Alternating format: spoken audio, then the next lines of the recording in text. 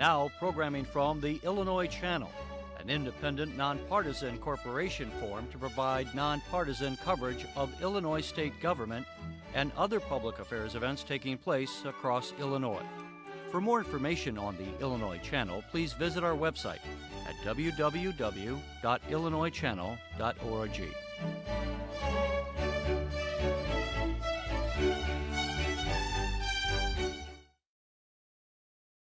Just ahead, Governor Rauner holds a roundtable with business owners as they discuss policies that are hurting small and big business and often driving them out of the state. Then in about 35 minutes from now, we talk to Jeff Long, president of the Cambodian Association of Illinois, about his advocacy efforts on behalf of Illinois senior citizens that survived Pol Pot's killing fields. Following that, in about 45 minutes from now, we head on over to the annual legislative softball game between the Illinois House and Senate and talk to the legislators about the yearly tradition. And finally, in about 1 hour from now, we attend a speech from Amy Walter, the national editor of the Cook Political Report, as she discusses the 2016 presidential campaign so far and what lies ahead for Hillary Clinton and Donald Trump. That's all just ahead, after a brief word from one of our advisory council members.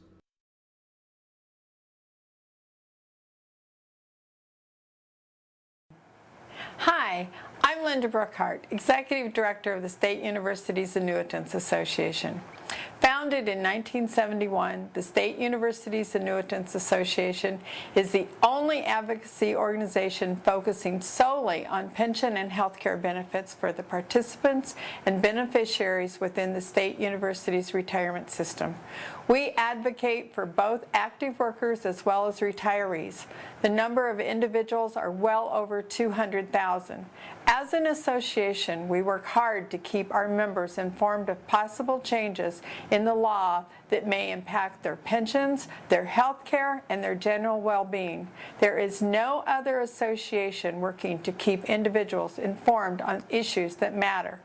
This is the one reason we're also proud to support the work of the Illinois Channel. Its focus is to keep all Illinoisans informed of the issues that affect them, whether in state government or of significant changes in the private sector. The Illinois Channel's in-depth, unedited coverage of legislative events, policy discussions, interviews with lawmakers, university presidents, and business leaders keep you informed on the issues that affect your life and the future of Illinois. I'm Linda Brookhart with the State Universities Annuitants Association. I watch the Illinois Channel, and I hope you do too. The Illinois Channel, it works for all of us. Next, from Wheeling, Governor Rauner holds a roundtable with business owners as they discuss policies that are hurting small and big business and often driving them out of the state. This runs about 35 minutes. You know, we try to create an environment so you can thrive, because your success is key to Illinois' success. If you're not succeeding, if you're not competitive, if you're not growing, Illinois is not doing well, and we're not doing our jobs as elected officials. And one of the things I enjoy the most about my work, and one of the most important priorities for me, is meeting with folks who are growing our economy and out there in the firing lines every day getting things done, and listening to your concerns, your advice, your criticisms, your ideas. And that's really what today's about. I've spent most of the last 3 years meeting with small business owners, listening to the concerns, meeting with your employees, because your employers are the folks who I work for. Your success is the key for Illinois' prosperity. And I've been listening a lot. Today, we invited some members of the media to listen to what I'm hearing real time. Just, you know, you lay it out as it is, how you see it. And, you know, unvarnished, you've got to build your business, you got to compete, you got to grow, and we want to hear about your concerns so we can make it better for you. So I would like to go around the table so everybody can hear just your names, your role, and just a short summary of your company so people understand where you're coming from. And then I'd like to open it up for comments after that. So we'll just start. Here's Senator Murphy. Senator Matt Murphy, represent the Northwest Suburban Cook area. Glad to be here and look forward to hearing what you guys have to tell us. My name is Robert Kuhn. I'm the owner of Timber Lanes in Arlington. We're in the entertainment business. I'm David Kolsak. I'm the president of Turnkey IT. It's an outsourced IT firm right here in Wheeling. My family also owns the funeral home in Wheeling that recently got our liquor license. So I represent one both. thing I'll ask too, there's microphones scattered around so that the TV cameras and those who are just sitting in an audience can hear you. Speak with trajectory and slide the microphone. It doesn't have to be right in front of you, but just get it close to you so that people can hear it. Go ahead. I'm Mark Hagan. We are a contract manufacturer of sheet metal and machining products. My name's Peter Hested. I'm president of Tool King. We're a raw material supplier to people like Keats, other manufacturers throughout the United States, Europe, and South America. Morning, I'm Brandon Bales. I own Natural Expressions Custom Furniture, and we build custom furniture reproductions and do closet component manufacturing. Good morning, Governor. I'm Al Panico. I own a company called The Line Group. We're a contract metal stamper, and I just want to say we appreciate you coming and listening to the people who are the job creators in this state. I'll second that. Good morning, Governor. My name is Don Kovalik. I'm with Kovalik Construction. We are a construction general contractor with contracts at the federal, state, and municipal levels.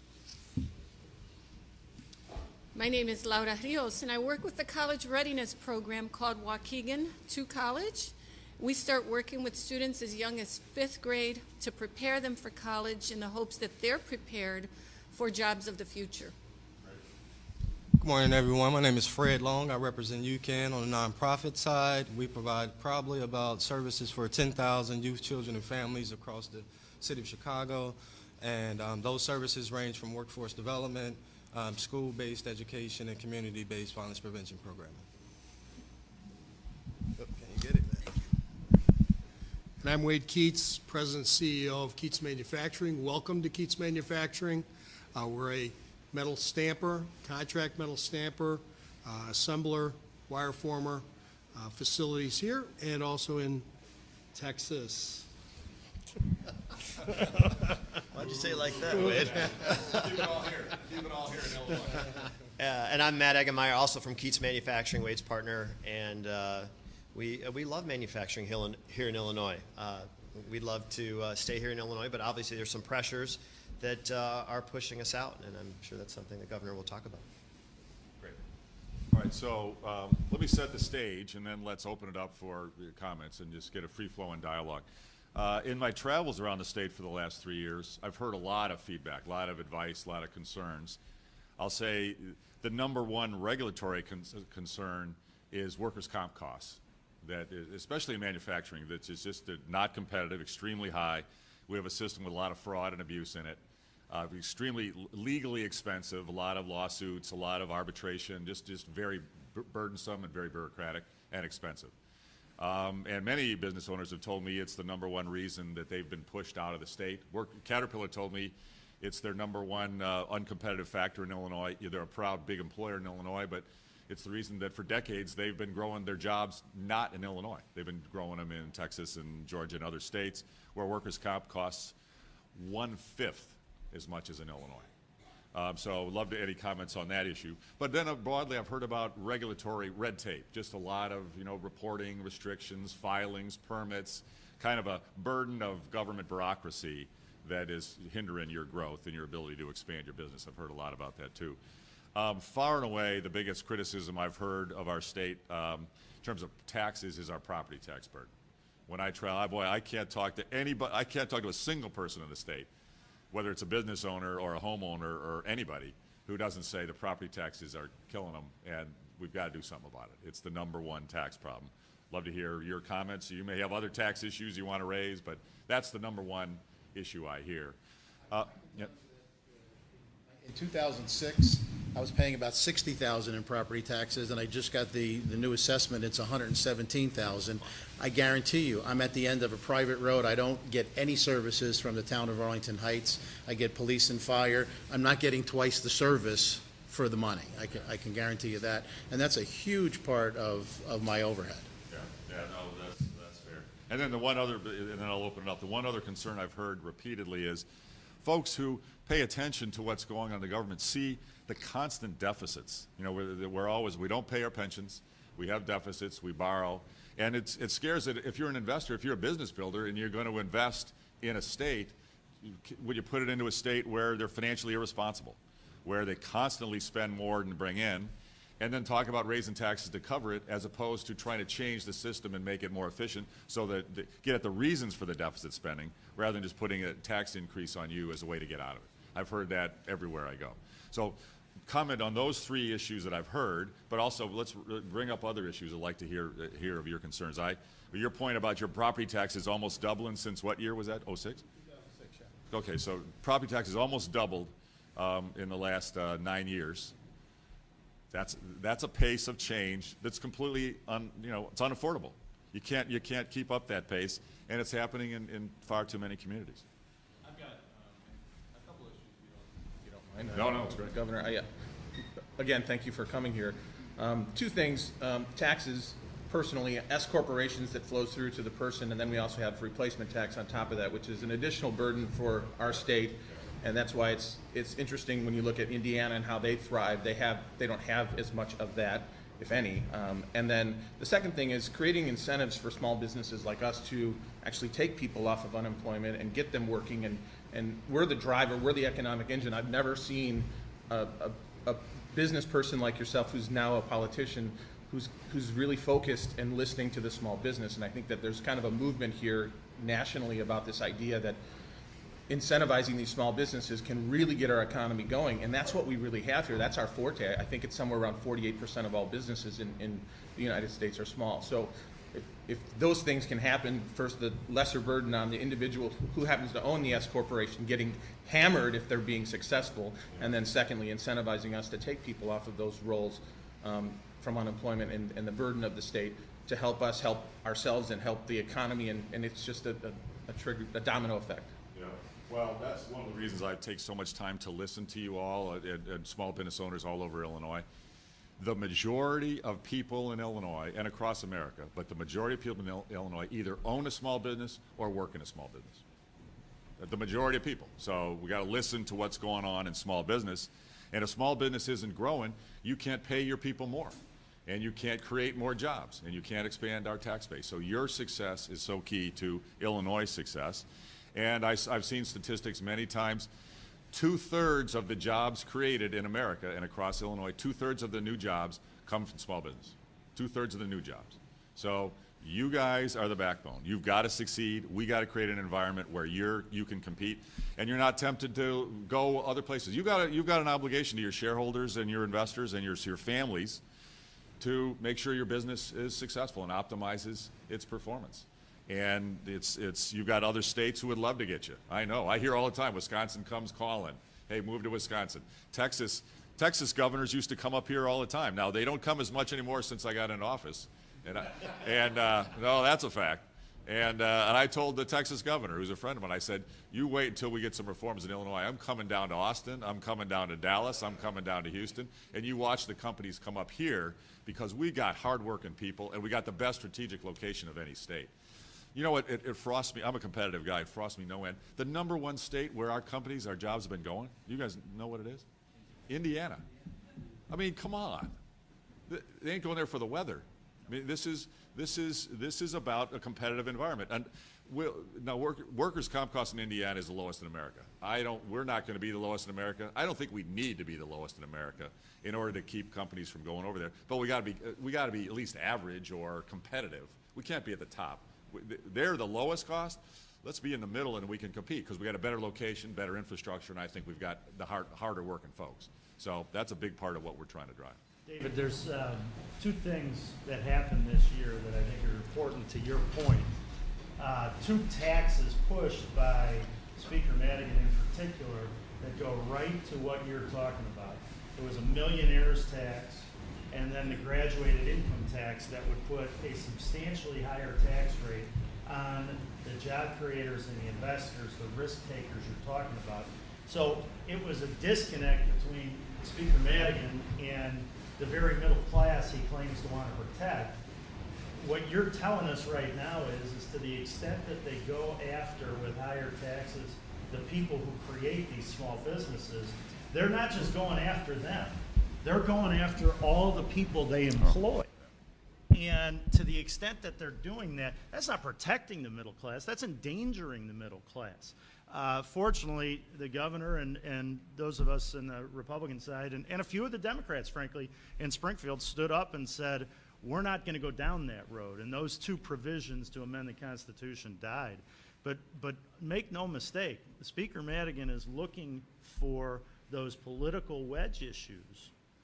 And he doesn't really care, frankly, if you, and by extension, your employees get hurt in the process. How do we change his mindset? Well, a big part of it is this process of communicating out with the people of Illinois, and especially through the media, that we've got to get the message out of how important it is that we change and become more competitive. We have been very focused in Illinois, I think in a good way, very focused on being compassionate, helping the most vulnerable, helping those in need. I'm a big advocate for that. We can't afford to do that if we're not competitive. Over time, we just can't keep up, and we can't afford it. Simple math is we can't have our government spending grow at a faster rate than our economy and our families' incomes grow. You can't, eventually it just collapses. Well, that's where we are. Our government spending has been on a rocket ship, and our economy has been flat for years and years. In fact, it's down since '99. We have fewer jobs in Illinois since 1999. And we've been one of the lowest growing states in America for decades. This is not a recent event. And we just got to get that message out there and encourage residents to call their legislators and say, let's reform, let's change the system. Let's get some pro-growth, pro-investment, pro-job creation reforms. That's really what a lot of this is about, is getting that message out there. So, Governor, I think one of the things, sure, property tax, workers' comp costs, it hurts all of us in the manufacturing field. But I think the bigger thing is that most of us are second and third tier type suppliers, and those primary manufacturers have left the state, and they're pushing us to follow them. And that's a hard thing. Now, fortunately, I think we have a state where we make and highly specialized product and services that have to be done here in Chicago, and that's great. But when a customer says we're going to pull the work unless you move to Texas or you move to Mexico, what do we do? We don't want to move. Did one of your customers encourage you to open your plant in Texas? Oh yeah. Yeah. Eureka vacuum cleaners. Eureka vacuum cleaners. Yeah. They were our #1 customer at the time, and Bloomington, Illinois. Yeah. Oh, they were from Bloomington? They were in but Bloomington. They said they wanted you to be in Texas. They moved. No, they said we had to be there. They moved their plant. It had to be. Yes. Or else. Or else. Yeah. And that's the shame, because there's so many layers of manufacture beneath a Eureka or a Maytag or somebody like that. And I hope that trend can reverse itself somehow. Yeah. Well, that's one of my personal biggest concerns. I have to be very blunt about it. Detroit and Southeast Michigan is a number of years ahead of where we're sliding. The auto industry has had competitive challenges like manufacturing has in America, but the auto industry is doing reasonably well now in America, but they're not doing it well in Detroit. They're doing it in Texas and Tennessee and Georgia and South Carolina. Manufacturing has moved to the states where their regulations are more competitive and their tax burden is more competitive. And they've left Detroit, and it's devastated the economy and devastated the government and the taxes, and you can see where the city of Detroit ended up. And they're not able to provide the human services for their most vulnerable residents because their economy has been imploded. Now, they hit there faster because they overly relied on one industry. Illinois is blessed. We don't overly rely on the auto industry. But we rely heavily on manufacturing. And our decline is not as rapid, or the movement is not as rapid as it's happened in Michigan, but it's happening. And we've got to wake up and deal with it now, because it's happening, and it's going to continue if we don't change the regulatory burden and the trajectory. I was going to say, one of the biggest problems with the government today, it's run by lawyers and not by business people. A business person is going to look at a situation and say, is this feasible or not? Is this economical? Where the lawyers don't look at it that way. They're terrible business people. And that's what we need. We need good business people to get into the government, because we know that when we run out of money, we have to stop spending. When the government runs out of money, they don't stop spending. No, and sooner or later, you want to talk about the taxes, the property taxes, and I don't understand why that you haven't gone after the city of Chicago and start getting some of that TIF money back, because the TIF steals $400 million a year out of the tax fund. $200 million a year should go to the schools. Over the last 16 years, they have taken $3.328 billion out of the schools, and that should be stopped. That's stealing, you know. And the problem is it creates a deficit for the schools, because in these buildings that are in TIFs, a lot of them become higher end districts where you have residential areas, and you got to put those kids in school. So who has to pay for it? The other residents who already bought that school. They have to buy new schools. They have to buy new teachers. And I think that's one thing that you really, I think, should go after, Emmanuel, and say, hey, you know, you're getting all that money for free, and they're spending that money any way they want. And there's no justification on how they spend the money. Yeah, well, that's fair. I don't know, Senator, do you want to Sure. comment about this? Yeah, we've had, and this issue has come up a lot, and Chicago does sort of kick some of their TIF money back to CPS, so some of it makes it there, but not as enough, but not quite as much as it would if the TIF didn't exist, and there's no transparency around the TIF. The other thing is, when they take that money and put it in a TIF, it reduces their local wealth for property tax purposes. So they end up spiking how much they get from the state funding formula when they take that money offline and put it in a TIF. So basically they're taking advantage of the TIF system to get more state tax dollars for their K through 12, while actually they spend more in Chicago than we do in Palatine. So it's an issue, but it's been on people's radar.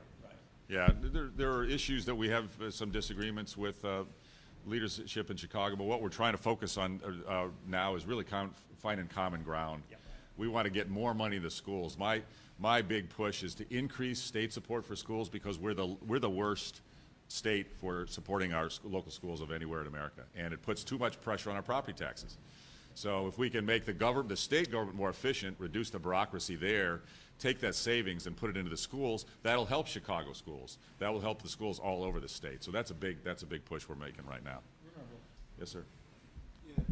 Yeah, I'm going to come from the nonprofit sector in regards to this conversation. Just to kind of go a little bit back to David's interpretation in terms of addressing the unemployment and incentivizing businesses, you know, to kind of address that population. And, you know, as I look around the table, each of these men here and women, I think we represent the nonprofit side of this, have a family-owned business. And so there's going to be a lineage of your family members that would kind of drive right into the business. And we, on the nonprofit side, don't have that ability. But we have a large, you know, contingency of folks that want to work. And we're heavily dependent of government contracts. But we need, as an agency, we need to drive the private sector into investing into the young people and families that we serve. So I'm always looking at how do we connect who we serve to, like, the gentlemen around this table. And that's one thing that we haven't figured out yet on the nonprofit side. And I would love to kind of hear what initiative you have to address that in particular. Whether it's government incentivized or not, I think it's something that we need to kind of encourage, you know, the private sector as well, to kind of, outside of government, the folks around this table, to kind of invest in these populations of potential workforce. I'm actually going to answer part of this. I mean, in manufacturing world, we are looking for good candidates. And here at Keats Manufacturing, we aren't necessarily looking for someone with a degree in metal stamping. It doesn't exist. I have 3 jobs that are open right now. And it's good networking. Thank you. I also think one of the things that we can do as a nonprofit is go out and start talking to the high schools and even the grammar schools. Because one of the things we've got to do as manufacturers is we've got to get in the parents' heads and in the kids' heads that manufacturing is sexy again. And it's not just sexy, but it can really provide a decent living. There's folks here probably on the floor that are making $65,000, $75,000, and $80,000 a year, and not every kid is college material. And we've got to take that concept out of their head. You can do well and make a good living doing something other than going to college. Yeah, no, That's so well said. I want to emphasize this point because this disconnect is one of the biggest failures that we have in Illinois. As I travel the state, I hear from literally hundreds of companies, just like Keats Manufacturing, say, we've got job openings. We need welders. We need mechanics. We need technicians. We need maintenance people. And they've got job openings. I've heard about hundreds of job openings. And then I hear around the state from people like Fred, boy, we've got these young people eager to work. There's a huge disconnect in the state. Now, part of it is the education system. We have an education system, frankly, that is not of sufficient quality. But what we do is we have a mindset that every young person should go to a four-year college. That should be the goal. Well, that's a fine goal, and maybe everybody who wants to should. But you know what? Not everybody wants to, and not everybody, frankly, has that as their best outcome. But everybody in Illinois deserves a career that pays well. Everybody, and the good news is there are careers available that pay well that don't need a college degree. They need an ability to work hard and listen and pick up some technical skills, some hand skills.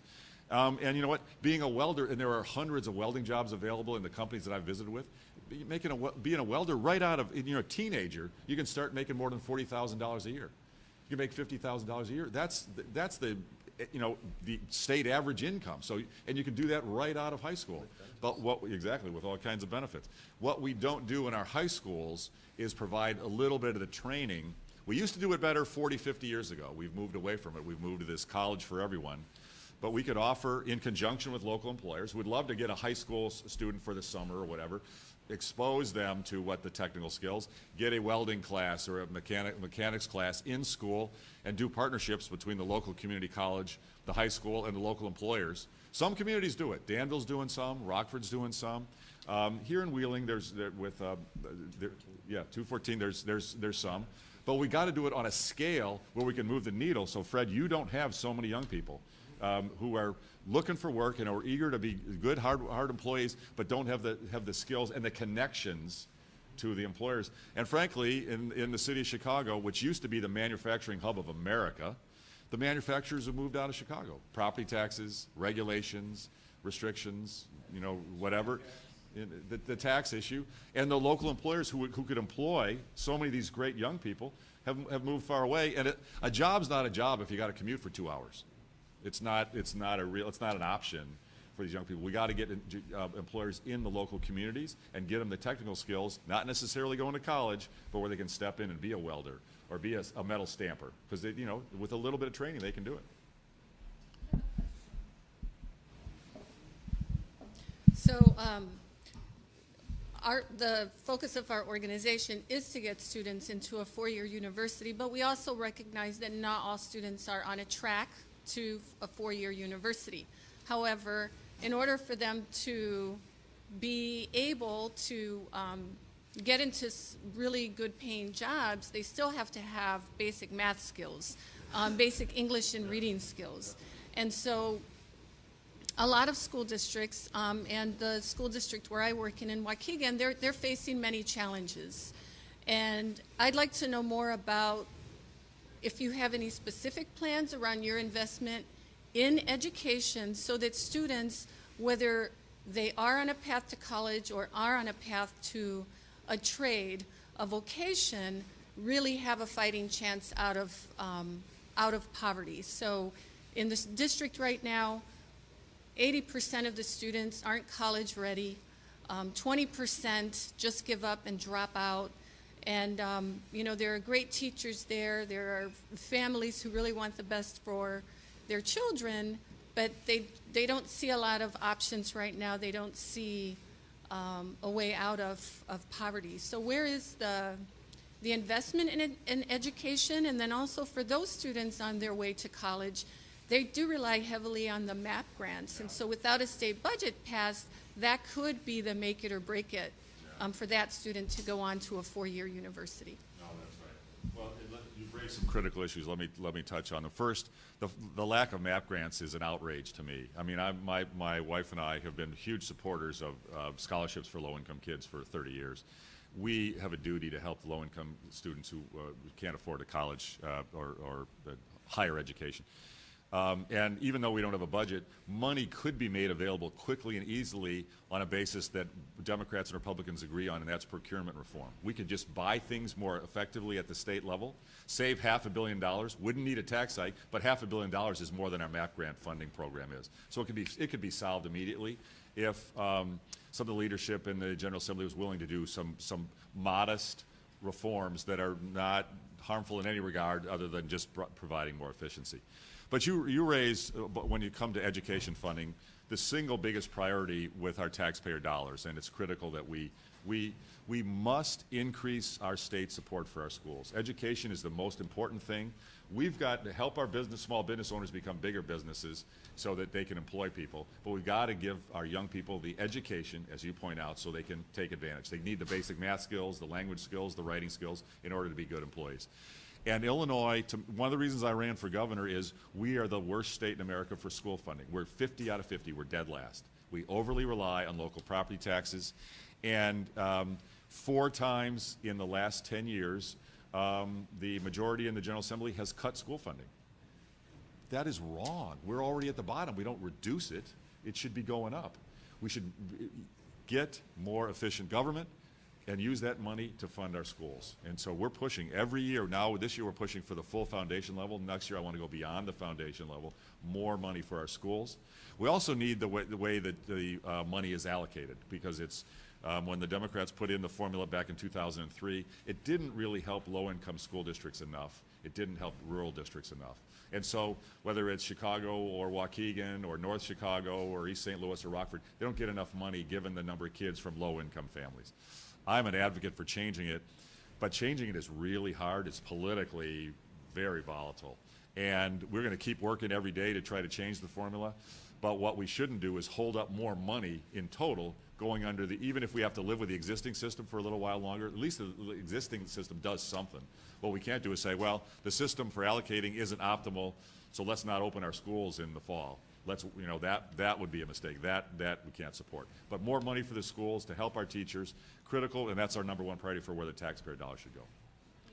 Remember, keep in mind that the lottery was created to assist the schools, but the General Assembly decided to take the money and not filter it back to the schools. And it would have been nice if Actually, they do get all the money. The lottery raises about $650 million.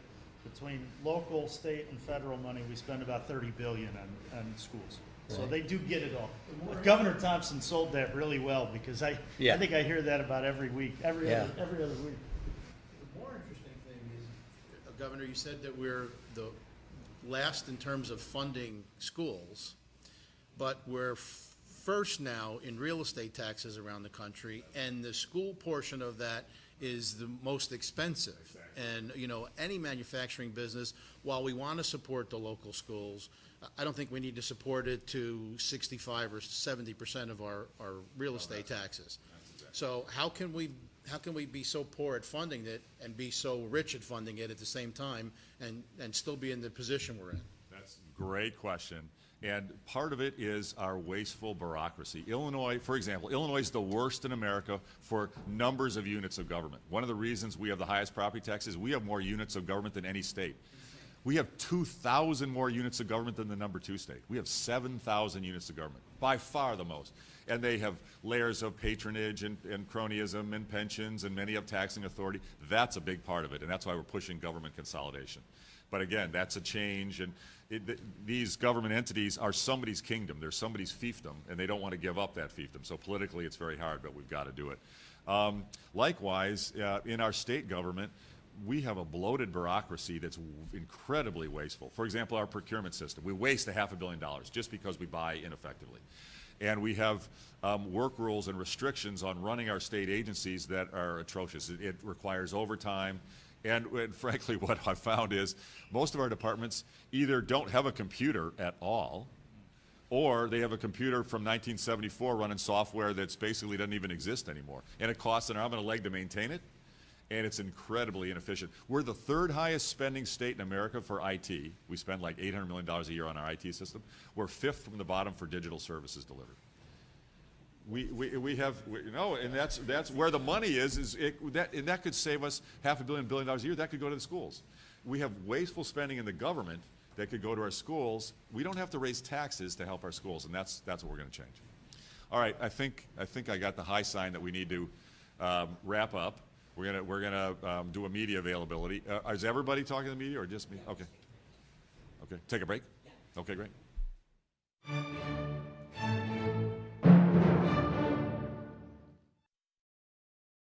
Next, from Springfield, we talked to Jeff Long, president of the Cambodian Association of Illinois, about his advocacy efforts on behalf of Illinois senior citizens that survived Pol Pot's killing fields. This runs about 8 minutes. Jeff Long, thanks for joining us on the Illinois channel. You are the president of the Cambodian Association of Illinois. You're here at the Capitol. Many of those who came with you are for the first time. I don't know if it's your first time or not, but tell us, what are you here in the Capitol of Illinois for? We are here to advocate for senior citizens of the survivor of the killing field. There's this Cambodian genocide that have killed 3.5 million citizens of Cambodia. Those are from all ages, from newborn to senior citizens. So 3.5 million people were killed, and I was a survivor of that.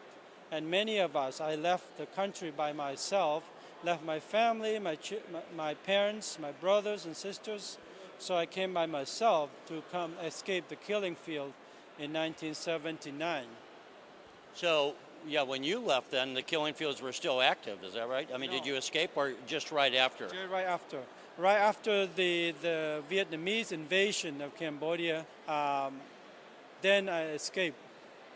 I'm going to remind our viewers, in this case, the North Vietnamese came in. I guess we could just say the Vietnamese, the Vietnam War had ended at that point, but the Vietnamese came in and attackk the communists, Khmer Rouge, and who were guilty of all the killings run by Pol Pot. In fact, they may have seen the movies. But what are you asking from the state of Illinois relative to the survivors, the seniors who are survivors of the killing field? What do you want? Well, we want to keep funding the senior citizens because the governor, Bruce Rauner, wants to cut the funding for all the seniors. We, Cambodian Association of Illinois, have agency to take care of the senior citizen. We call home care aid. So the governor is cutting the funding to the senior that we provide the service to a senior at home. So it's a lot cheaper to fund a senior at home than to send them to nursing home. That's very expensive. So right now the governor have cut funding to senior citizens. It affects us, all the Cambodian in Illinois, and especially Cambodian Association of Illinois. We are taking care of our people as an agency, so we've been hurt badly by this cutting. So we come here to pledge and ask Governor Rauner to keep funding the senior program. So I guess it doesn't apply just to Cambodians, but it's support for the seniors. And you're here on behalf of the Cambodian Association because you're taking care of your community, which is probably true of communities across the state, right? That's correct. Yeah. What is it? Do you know offhand? What does it cost you to provide the services you provide, as compared to if they had to go to a nursing home? I mean, it might be $3,000, $4,000, $5,000 a month. What does it cost you to provide the services that you're providing? It costs. We pay very low prices. We pay about $12 an hour to the care workers, and we got about $15 from the governor, from the state of Illinois. $15 an hour? Yes, so mainly, it's about... So you mean you get $15 an hour from the state, and you pay the caregiver $12, and you have $3 for administrative costs? That's right, that's correct. And so the cost to each senior is about $1,200. Yeah, $1,200 a month. Have you, by chance, were you able to rejoin your family, or is your family still in Cambodia? My family is still in Cambodia. I have been joined them a few trips. But now my parents all passed away. I only have one sister left in Cambodia. How is Cambodia doing these days? Right now, Cambodia is going through another turmoil with the government is abusing human rights. They abuse the freedom of speech. They abuse the freedom of travel. They abuse the freedom, mainly human rights, abused badly. They kill a lot of people who speak up, and they put a lot of people in jails. And that's, he abusing big time concerning human rights abuse in Cambodia. Not as bad as back in the Khmer Rouge, though, I take it. Not as bad. Right now the current regime still killing people secretly, not openly, but they still do kill people who oppose them, and they rig the election. But I won't go there because, I'm a non-profit organization, so we focus on human rights and what is the right, basic human rights in Cambodia is being abused. What year did you came in 79, and did you come to Illinois in 79? I left Cambodia in 79, but I did not come here until January 14 of 1983. I left Cambodia. I was in Thailand, in refugees camp, and also in the Philippines. Let me ask, it's a fascinating story.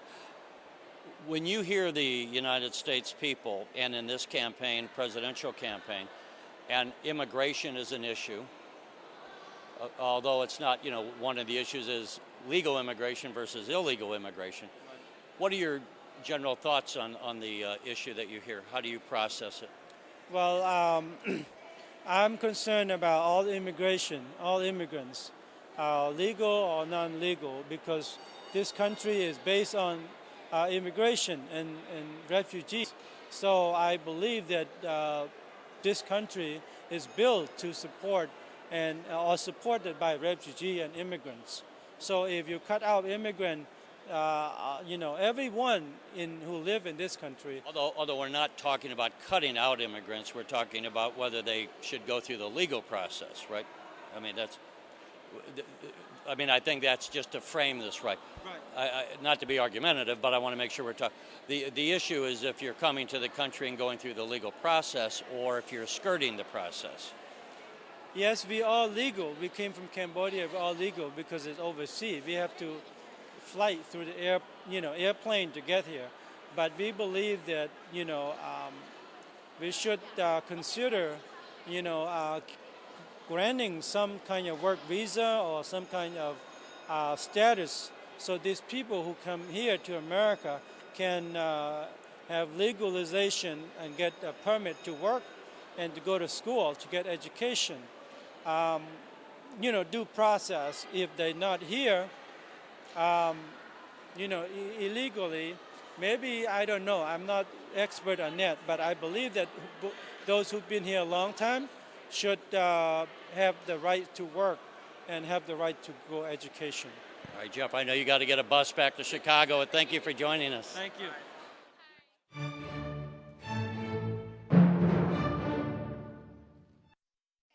Next, from Springfield, we head on over to the annual legislative softball game between the Illinois House and Senate and talk to the legislators about the yearly tradition. This runs about 15 minutes. Here with Senator Jim Oberweis from the suburban Chicago area, a Republican ready to cheer on the Senate for victory tonight, Senator? I got my fingers crossed, but I think it's an uphill battle. The chances of the Senate winning against a much larger House with some of our best players injured is probably about equal to the probability of us passing a budget by the end of May. That doesn't look great, does it? It's going to be tough, uphill battle for sure. Both of them. So what's the importance of tonight where camaraderie and both chambers coming together to celebrate, even though you obviously have very serious issues going on? During the week, we get up there and fight with each other on passing bills and what makes sense. This is a great way to work together and have a real sense of friendship. Right? Is everyone going to get some Oberweis ice cream tonight? Not tonight, but if we pass a budget, I'll guarantee you there will be ice cream. Great. That's a reason alone. All right. Hello. Okay, now we've got Representative Ron Sandek and my much younger brother, Representative Ed Sullivan, co-host of the Best Party of the Year every year, right? Absolutely. Sullivan Caucus Best Party of the Year. We had a good blowout this year. Yes, we did. And another one next year when you're coming back in a different role. That is exactly right. We'll continue the Sullivan Caucus tradition. We just have to recruit more Sullivans to run for office is all. Now, we've got two Republicans here from the suburbs who agree on a lot of things, but they might not agree on the hat that Representative Sullivan's wearing. No comment. Oh, that's very gentlemanly of you. Wow, very nice. He has no comment because he lost a bet last year on overall record between the Cubs and the Sox. Obviously with me, and we did not re-up. We re-upped. I offered to re-up. He didn't want to do it. I'll take it right now. Oh, my God, Gazzardi's got a black Sox on. Well, that's a good, he's a hipster. All right, so tonight's big game, the House versus Senate. How's it going to go? The most important thing, the critical thing is that no one get injured, a la Senator Murphy from 3 years ago. So first thing, no injuries. And then I think with Katowski being gone, the Senate's depleted. I don't think they have a lot of great athletes. Cunningham may be their star. And that's saying something. Hold on. Let me make sure I do that right. He may be their star. Now, their Super Bowl wearing teammate Napoleon Harris is not even going to be here tonight. So he's a lousy softball player anyway. And he's a wonderful football player, great pizza guy, right. Snazzy dresser, lousy softball player. So I think Representative Sandek is saying this House might win. What do you think, Ed? I think that we probably shouldn't count our wins yet, but we're well on our way.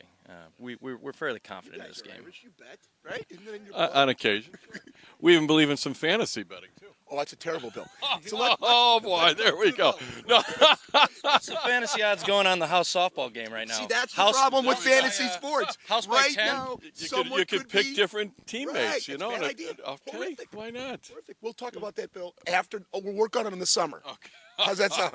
It passed out of Senate Executive Committee this afternoon. You ain't going to bring out of the House. Okay. So, Cubs and Sox, we're going to see a Subway Series here? That would be splendid. I think the city would have to shut down. It would burn. It would shut down if we The had city would burn. In a good way. I wouldn't count out the Cardinals just yet either. No, not yet. They're a pretty good organization. Yep. So we'll see.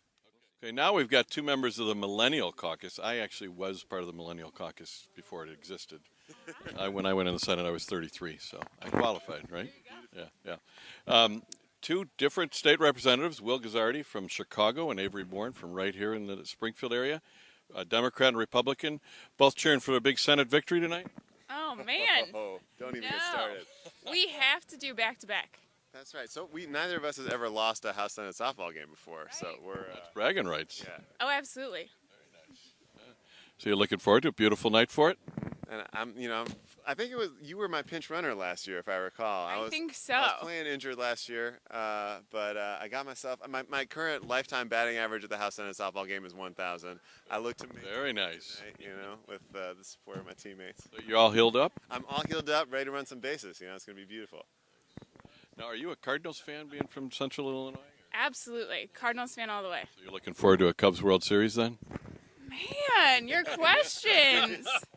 Hey, I'd be happy for the state of Illinois, but I don't think it's going to happen. There you go. Will Northsider, are you a Cubs or Sox? I'm very excited about the Cubs this year. They're having a fantastic season. I think it's time to break the curse. Here we have one of these all-time stars and one of the veterans of the House, Jay Hoffman. Thank you. His cheerleading squad is here and ready to cheer him on. They travel with me. Everywhere, right? Oh, yeah, everywhere. Makes me feel good. Helps my ego, Now you're looking to a strong Cubs victory tonight? No. Right here. You mean the 11 times world champion St. Louis Cardinals? Is that what you're talking about? Is that how many you've made? That's how many. Yeah. Well, we're over a century, so. Oh, there they are. There's That's funny. So how's the House going to do When I first started playing, way back in 1991, I could button these buttons. And I think that the uniforms are just getting smaller. That's got to be it. Absolutely. I know it is. Now we're hearing that some senators aren't going to be able to play tonight. How do you think this game's going to go? Well, they really have never played. So I don't know. Them not showing up, that's not going to make any We difference. beat you a couple times when I was in the Senate. Yeah, you did. I know, but I those years. Yes, you were. But, and then Harry Osterman came into the house. And it was all over. It was all over then, wasn't it? Now we had a few years there where we weren't really good, and it was a jinx. But when we overcame that, I think we won like 7 or 8 in a row. Then Well, maybe the Cubs can get rid of their jinx. I hope not. Thanks. Back when he could still run. Yeah, that's right. You gonna have a pinch runner tonight? Oh, totally pinch runner. There'll be no.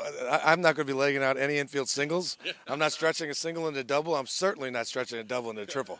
Ain't happening. All right, now we're here with Kevin, who throws his party every year. How are things looking tonight? Things are looking pretty good as always. Every year it's a good opportunity for both the reps and seniors to come out, break some of the tension, just have a good time. And I think there's a little tension at the Capitol that's worth breaking right now. It definitely is, and we hope tonight can ease some of that. Great. So you guys do this how many years now? This is actually our 24th year doing it, so everyone gets a lot out of it, and we definitely appreciate being able to put this on. Just so they can have a good bipartisan, bicameral time tonight and nobody gets hurt, right? Can't be it. It's safe. Yeah. It's going. I'll have to brush it back, my man. Okay? Former Representative and Senator Bobby Malaro, who is cheering for which squad tonight? Well, today I'm neutral. I'm going to help announce. Last year I coached the House team, which of course won, except every bill I had as a lobbyist was killed in the Senate. So therefore I'm not coaching. I'm neutral. As you know, once a senator, also always a senator. Absolutely. But I made the mistake of coaching the House, and I'm paying for it this year. So I'm neutral this year. So Senate President Cullerton sent a message to you there? And it was loud and clear, I might add. So I'm neutral, pulling for both sides. I hope everybody's safe. Great game. I mean, you can't beat the weather. Senator, this is terrific. This is great. And the St. Louis Regional Chamber, they're just, it's amazing what they do. They do a great job. Because it's a good time, as you well know. Now, are you looking forward to a Subway Series back home, Cubs Sox? Well, it sure looks that way. I mean, they're actually playing well. I can't believe it. So, I mean, it's good for us because obviously down here we're not getting a lot of good news out of Springfield. So hopefully, we'll have something to cheer about, and maybe St. Louis can make the playoffs, and obviously the Cubs will beat them. But it'll be a great time. We look forward to it. Now, will your commentary during the game be as colorful as Senator Adeline Giacaris's was? Well, that's tough shoes to fill, as you well know. But we're going to try. We're going to have as much fun as we can down here. Obviously, people I look at with a lot of young players this year. A lot of guys getting awfully old as you. So we're going to see. The Senate squad is looking. I'm not so sure. Yeah, a little old. Well, the only good news is that, as you well know, they have a nap from 1 to 3 o'clock every afternoon. Right, so they should be well rested. They should be. Yeah. I mean, every day they take that nap. So, maybe they will be rested enough to give it a game this year. Great. Now we are with two veterans of the Senate team, retired Senators Kirk Dillard and Frank Watson. How's the game going to go? It's going to go the Senate's way, even though that our leader, Senator Watson's not the coach anymore. No, definitely the Senate. I mean, the 2 runs, we'll pick that up in a hurry. Coach, what advice have you given the team? To hit the ball and feel the ball. Mostly field. Now don't get hurt. Yeah, don't get hurt. Yeah, absolutely.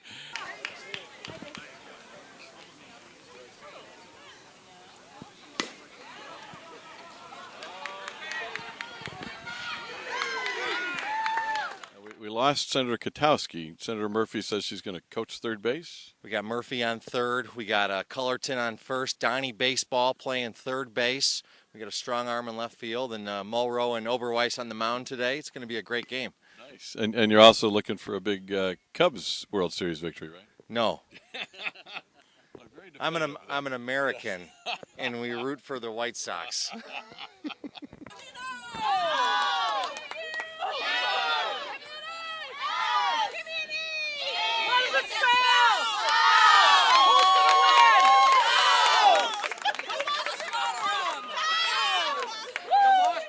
As you mentioned, my former career was in law enforcement, and at some point in time, you have to let a little steam off, a little stress relief, and of course, it's always for a good cause, and just getting together and coming together as one. It's a good lesson for us, and we've had some of that this session, and the bigger issue still eludes us, but it looks at times maybe we're getting close, but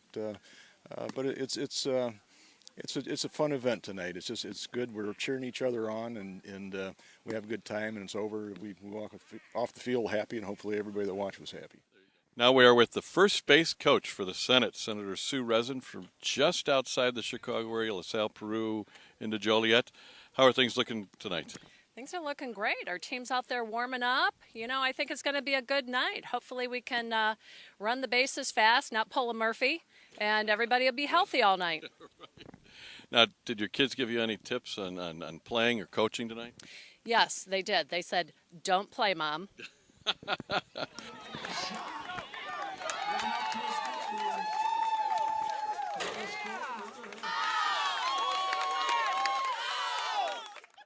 We are here with Leader Lou Lang, one of the top leaders in the House, a Democrat from Skokie. How's the House going to do tonight? As usual, we're going to do very well. We had a few years here and there in my 29 years in the House that we had an off year, but everybody has a bad year or 2 or 10. Right. I think we'll be just perfect. There's your I don't cheering even know squad. those people. But they love you. I'm imagining the House will win this game. Very nice. Now, since our Blackhawks and Bulls didn't quite go as far into their seasons as we wanted, you're looking forward to a Subway Series? I think that would be phenomenal. Both the Cubs and the Sox are playing great. The Cubs were expected to be doing real well, but they're beyond expectations. The Sox are a big surprise. Most people that know me know I'm a big Sox fan. But I also root for the Cubs. I don't want anyone to misconstrue. And so a Subway Series would be great. Be great for the city. And let the fighting begin. We'll have 4 games in July where we can start the ball rolling. Right. Now, do you think maybe a Subway Series could bring Springfield together to get some solutions down here? I think the answer to that is a big fat no. Okay, now we are with the President of the Senate from Chicago, John Cullerton. How's the game going to go? Well, you know what? I'm always amazed at how well the Senate does because we have half the number of eligible players as the House, and of course we're also a lot older, and yet we still seem to come out here and compete very well. So I'm hoping that we do that again. And of course this year we're looking forward to being an improved team because we got rid of Dan Katowski. Right. My senator, I've got a new senator now, Laura Murphy. A huge improvement, not only out here but also in the actual general assembly. Right. So we're all doing baseball tonight. That's right. And it's important to come and have some camaraderie, even though you have big issues hanging over the Capitol. Have a little fun, blow off a little steam tonight. Definitely. They're going to have big issues tomorrow when they try to move after playing ball. Yeah, you need a little relaxation too, but this is about being bipartisan. Right, there you go. Yep. All right. So I'll say go Senate. You'll say go House. There we go. All right.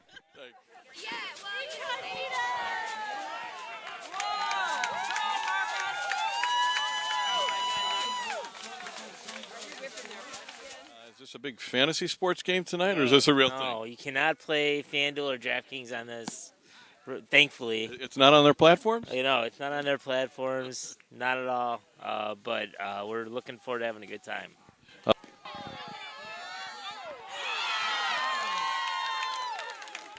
Have you been practicing your cheers for the team? For the entire year. Yeah, so we're really, really good. There hasn't been much to cheer about over at the Capitol, right? No, that's for sure. We're going to stick to softball. Well, have fun tonight. Cheer them on well. Thank you. We will. Go House.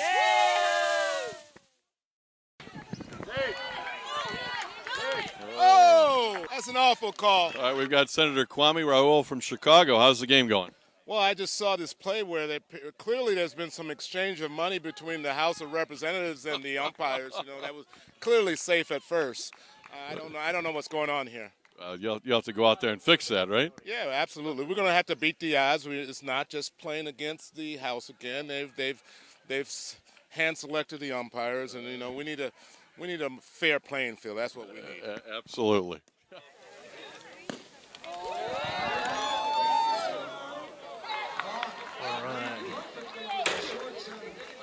Now we've got Senator Iris Martinez and my new senator, Laura Murphy, ready for a big Senate victory tonight.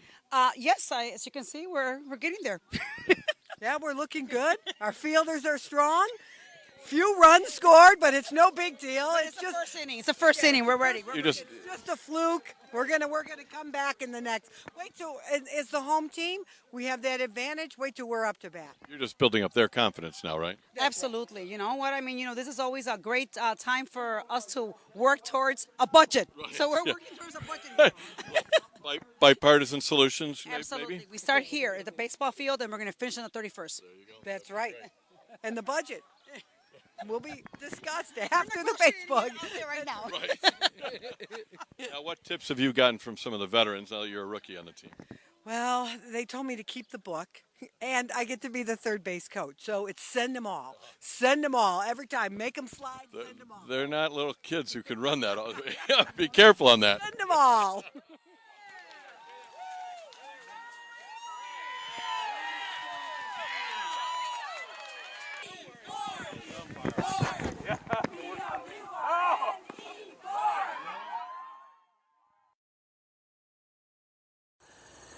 Anyone who drives across Illinois will guess that agriculture is our #1 industry.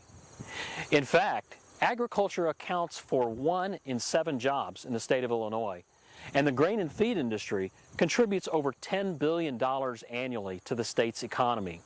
Hi, I'm Jeff Adkisson, Executive Vice President of the Grain and Feed Association of Illinois. The fields of corn and soybeans and grain elevators and feed mills that dot our landscape are all part of a vast interconnected system of commerce that employ tens and thousands of your fellow citizens. But like most businessmen, our members are concerned with issues such as taxes, government regulations, fuel costs, and environmental concerns. That's why the Grain and Feed Association of Illinois works to communicate our concerns on those issues to the people in government who write our laws. With so many jobs at stake, it's important for us to keep the lines of communication open between those in agriculture and those in government. That's also why the Grain and Feed Association of Illinois supports the work of the Illinois Channel. Its coverage connects all of us to events at the state capitol, like coverage of the Senate and the House Agriculture Committee hearings, as well as other public policy events that occur throughout the state of Illinois. We all need to stay connected to the events and the issues in Illinois, whether we live in the rural communities or in our largest cities. And that's what we get from the Illinois Channel. The Illinois Channel, it works for all of us. Next, from Springfield, we attend a speech from Amy Walter, the national editor of the Cook Political Report, as she discusses the 2016 presidential campaign so far and what lies ahead for Hillary Clinton and Donald Trump. This runs about 55 minutes. Well, thank you, Mark, and thank you for having me. Hello, Springfield. As Mark is correct, I grew up in the northwest suburbs, and the last time I was here, I was in 8th grade. And the infamous, I'm sure everybody who went to school here knows, you have to make a trip to Springfield at some point for your social studies or history, and I haven't been back, so thank you for bringing me back, and I gotta go. I have 1 hour between ending this and going back, and I'm going to go see the Lincoln Museum and take a lot of pictures for my nephew who's obsessed with Abraham Lincoln. So I'm going to get good. Thank you for letting me get good on award. I'm also glad to be in a state that you guys know a little bit about politics and apparently a little bit about political dysfunction. So this is nothing new for you, perhaps, to see what's happening at the federal level, but I'm hoping to give really some background as to how we got here, as well as to talk about where we go from here, and then to take questions and comments from you all. You know, it's funny, when this race started, and it's been kind of crazy from the very beginning. I sort of joked around about, we had to have a theme for this election. Like, it's the economy, stupid, or it's the soccer moms, or whatever every year has one of those themes. And I came up with something that I thought was pretty good, which was, and very simple. You could put it on a bumper sticker, slap it on the back of your car, and it was 2016, WTF, exclamation point, question mark, right? Just WTF. That was a whole election. Just summed it perfectly. Didn't have to say anything else. But the more time that I've spent in and around this campaign, and the more time that I've tried to figure out how it is that we got to this place, the more I recognize how unremarkable this race actually is, and in fact the more remarkable thing is that it took this long for this election to happen, because it's been brewing and bubbling for a long time. This isn't just about Donald Trump, and this isn't just about a unique moment in time. I think this is a reaction to many moments over the last 20 or 25 years. And if you just think about the amount of change and the scope of, just think of the scope and the pace of change that we've seen in this country over the last 20 or 30 years, it's pretty breathtaking, right? And I'm not just talking about at an economic or technological level. I mean, the iPhone alone is pretty remarkable, and how it's changed everything from the way we interact with each other to how you all do business. But think about the demographic changes, the cultural changes, the economic and technological changes that have occurred just within the last 20 or 30 years. I mean, we have Google and gay marriage and globalization, and all of these things are happening in a very compressed amount of time. And I just don't know that there's been a time, certainly not in recent American history or in our lifetimes, where we've seen this much change packed into this narrow of a window, this short amount of time. And it's left, I think, so many of us sort of feeling off balance. I hear that a lot when I talk to voters and sit in focus groups about people feeling like they don't quite know where they fit anymore. Where do they fit with the economy changing the way it is? Where do they fit in a country that is literally changing demographically and culturally every single year? And so that feeling of being off balance and not finding center anymore has, I think, a lot to do with the reason that you're seeing the rise of these kinds of candidates who don't fit the traditional political bill, whether it's Bernie Sanders or Donald Trump. And you put on top of this, not only that people are feeling off balance from this pace of change, they don't think that the institutions that should be helping to really rein in or make this change understandable or to help put some boundaries around it, they don't trust that the institutions that are supposed to be working for them are actually doing that. And if you look just across a whole wide range of institutions, and the Gallup organization has been doing this for quite some time, they've been asking voters for years, what is your confidence level in major institutions? Not just corporations and school and government, but also religious institutions, organized religion, major league sports, the police, the military. What you're finding is a low level of confidence in these groups, in some cases a historically low level of confidence in every pillar of our society. And we don't believe that the institutions are prepared and can accurately and actively guide us through this change and through this time of tumult. And we didn't trust that if they could do it, they would do it looking out for us. They don't have our best interests in mind. When I look at everything from how voters feel about everything from journalists, who they've always hated and continue to hate even more, politicians, always dislike even more, but the Supreme Court, which we used to think of as something that was outside of our political sphere, that was not much partisanship, now has an approval rating or a confidence rating that's 12 points below its normal historical average.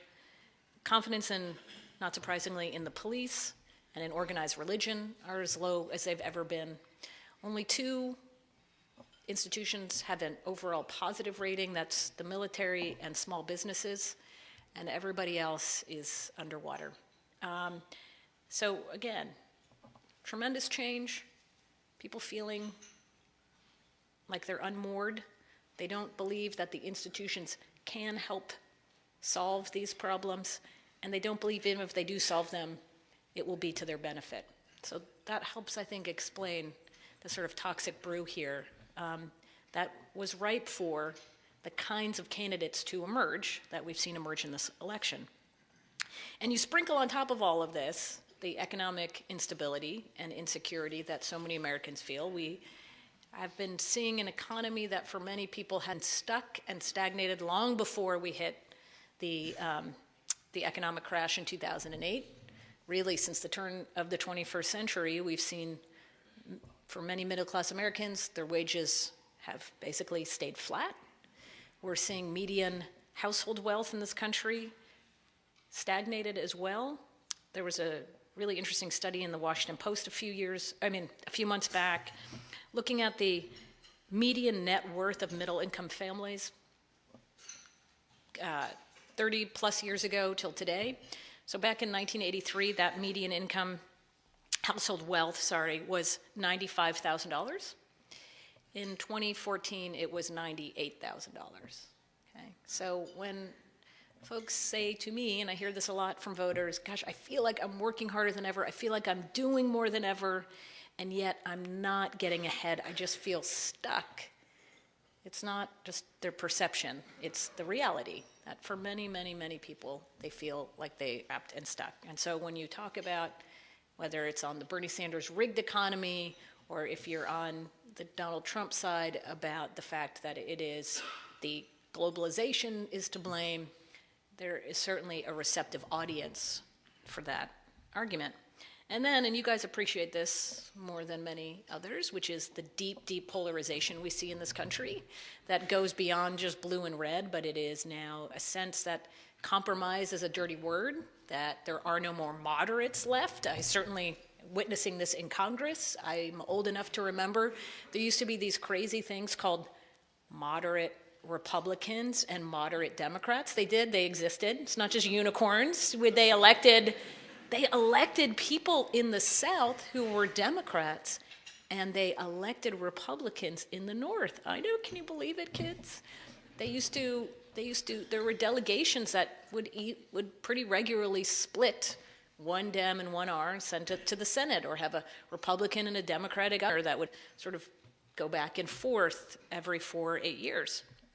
Now, over the course of the last, I would argue the last 20, 25 years, we've seen a purging of the middle. Some of that is because of the reality of how elections have gone in these wave elections year after year. The people who have lost, the people who don't come back to Washington are the very people that need to be there in order to do the compromising. We, though, as Americans, are to blame for this as well. We have become more tribal. We have become less willing to split our tickets, voting for the party of, voting for one party for president and another party for Congress. We have isolated and insulated ourselves with technology. There was a whole thing this week, I'm sure many of you saw, about Facebook and the controversy over whether they are consciously taking out conservative viewpoints from their feed, from their news feed. And that may be true, may not be true. We're going to have an interesting debate about that. But before that controversy happened, I think the more pernicious piece of Facebook is that we consciously have been insulating ourselves from different voices and different views. We pick our friends, we choose people that we want to follow, and I'm sure many of you have done this, because I have too.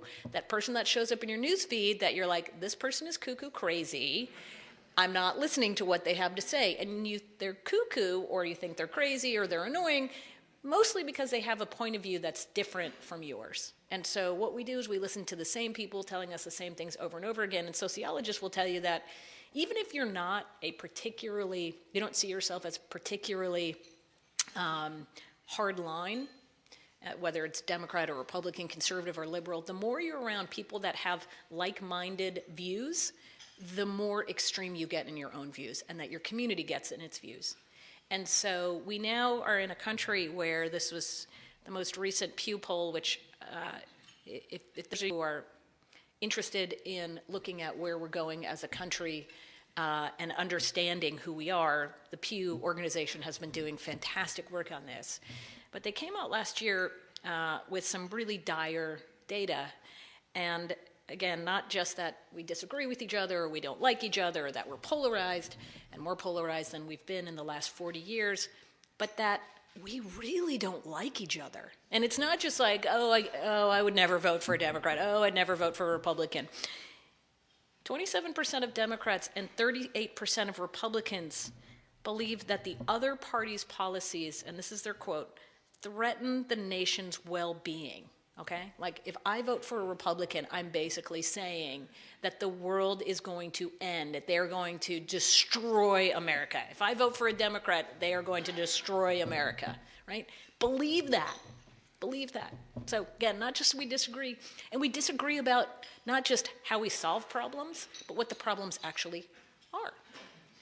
Since 2007, the NBC Wall Street Journal poll has been asking the question about, do you think that the president, his number one goal, should be to focus on, this is their words, progress, moving America forward, which was essentially the Obama message from the 2008 campaign, or should it be to protect what has made America great? So long before Donald Trump put that on his hat, the NBC poll has been asking that question. Again, moving forward, is that what we should be doing? Is that what the president should be focusing on? Not where we've been, but much more where we go, versus what's going to make us better going forward is focusing on what made us great. And since 2007, so this precedes Trump, since 2007, 2/3 of Republicans have said we got to focus on what has made America good, great, or how did they pronounce it? Yeah, what's made America great. And 70 to 85% of Democrats said we need to focus on moving America forward.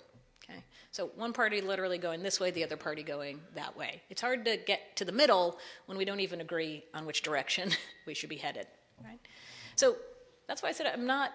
At the end of the day, it shouldn't be that surprising that this is the election that we've gotten, because this is the environment in which these candidates are running. And Donald Trump and Bernie Sanders, better than any other candidate, either by luck or that they were smart enough to figure out that this was the environment in which they're running in, and they consolidated and were able to benefit, and they read the mood of this electorate better than anybody else. Except that one of them is going to be the nominee of his party and the other one isn't, okay? So one of them succeeded, one of them didn't. I'll look at that for a second. The Republican side, of course, much more interesting to look at this point, as it has been throughout the process. Look, Donald Trump didn't break the Republican Party. The Republican Party was pretty broken before Donald Trump ever got there, right? And in fact, the last time I remember that the Republican Party was actually united and unified around policy, ideology, strategy was probably back in the 2004 election. And ever since then, what you've been watching is the gradual sort of breakup of the Republican Party into different factions. And some of that was started during the George W. Bush administration on ideology, specifically fiscal policy. I talked to a lot of conservative fiscal Republicans in the early 2000s about their frustration with the Bush administration's decision to push forward and pass the Medicare prescription Part D legislation, right? A lot of Republicans saying, whoa, whoa, whoa, whoa, whoa, whoa. What are Republicans doing expanding entitlements? That's not a Republican ideology. We're fiscal conservatives. We don't bring on more debt. We don't expand these things. We're supposed to be, reforming them. They're equally upset about the No Child Left Behind legislation, right? What on earth is federal government doing, getting in the business of what the state government and states should be doing and local institutions should be doing, which is the business of education and the schools. And the Iraq War, of course, brought to the front a very strong, something that has, I think, always been there, but started to become even a bigger piece of the Republican fracturing, which is the rise of the libertarian Republican, wanted to get America out of being the police officer of the world, to get us out of the role that we were playing, especially in the Middle East and in Iraq, and who saw that the rise in the surveillance state, the wiretapping was problematic. And the 2010 party was as much a reaction to Republican leadership as it was to Obama and Obamacare. Right? You had a lot of Republicans running that year who were running as much about how the leadership in the Republican Party had let them down as they were about, well, putting a check onto the Obama administration and the Democrats who control Congress. And that frustration continued 2012, 2014, right, with Republican rank and file, many of them saying, I don't understand what Republican leadership is doing. They don't seem to be getting the job done. Many Republican voters feeling betrayed by the fact that they'd been told year after year that if you just elected Republicans, they would go to Washington and they'd get rid of Obamacare. And they would stop all of those executive orders and they would put an end to the Obama administration's overreach, and they didn't do any of it. So this isn't something that Donald Trump invented. But he walked into a room that is essentially filled with propane tanks, and he just threw a match on top of it, okay? Or 2 or 3 matches. And his ability to win this nomination was as much about the fact that he was able to benefit from a fractured party, so you didn't need to win a majority. You know, I kept saying at the beginning of this, when I was absolutely totally wrong about why Donald Trump wouldn't be the nominee, I kept saying, well, his problem is that, you know, he's not going to get 50%. He can't consolidate the base. There's just, the party's too fractured. Somebody else is going to figure out that he has a ceiling, and they're going to consolidate the rest of it, and then he will come up short. Well, the problem was nobody consolidated the other 2/3 of the party, or a little less than 2/3, and he's able to win the nomination with about 42% of the overall vote. And how he did that as well was that while he didn't consolidate the Republican voters, he did own one group of voters that we've been hearing a lot about, and that I think Republicans have paid enough attention to in the last 2 elections, and that's voters who are non-college educated, who are not white-collar voters, who feel like they have absolutely been left behind over the last 20 years. We talk about whether it's on wages, whether it's on trade deals, whether it's cultural issues, demographic issues. They had been somewhat ignored. They had been never directly appealed to before Donald Trump came there. And so his attacks on China and trade and building a wall found a very receptive audience. And he, though he did not win more than 40%, as I said, of the overall vote, he captured close to half of all Republican voters in these primaries who don't have a 4-year college degree. That has been a key component to his success. Now, the Democratic side, it's a little easier to diagnose. Bernie Sanders got a lot of people interested in his message, which resonates specifically with young people. The divide generationally between Bernie voters and Hillary Clinton voters is remarkable. It's literally like if you're under 45%, there's a 70 to 80% chance you voted for Bernie Sanders. If you're over 45, there's a 70 to 80% chance you voted for Hillary Clinton. And a big piece of why Bernie Sanders has done so well with younger voters goes to who these younger voters are and when they grew up. Okay, this is the so-called millennial generation. When I talked about people feeling, overall feeling that they don't have confidence in institutions in this country, the millennial generation is on top of the list for feeling betrayed by institutions, right? They have not known a world, any other world, but one in which there's disruption economically. So the banks and Wall Street and corporate America certainly have not felt like they've been constructive or helpful to them, where government has been completely dysfunctional. They live in a 9/11 world. They don't know of a world before there was Al-Qaeda or ISIS or bin Laden. And they've had a steady diet of scandals ranging from doping in sports to the Catholic Church abuses. So this is a generation that was both disgusted with the status quo, which of course somebody who's been in politics for 25 years like Hillary Clinton embodies, and desperate for authenticity, which Bernie Sanders brings, okay? Now Bernie Sanders has given that same speech that he's giving to these rallies of 30,000 people for 25 years. But it's a speech that they hadn't heard before and resonated with them in a way it didn't with previous generations. And so his success there is significant, but it wasn't enough.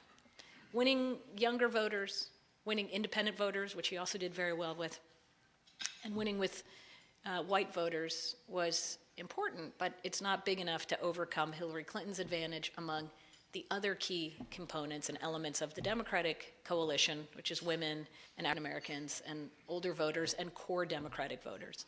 And at the end of the day, she's actually going to win by a bigger percentage of the vote than Obama did. I think people sort of forget how close that 2008 race was. The percent of the popular vote that Obama won over Hillary Clinton was about 1 or 2%.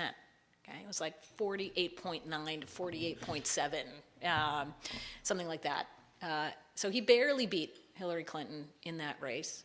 The delegate count, much bigger in terms of her pledged delegates, not the super delegates, but she's won over a bigger number of pledged delegates than Obama did over her.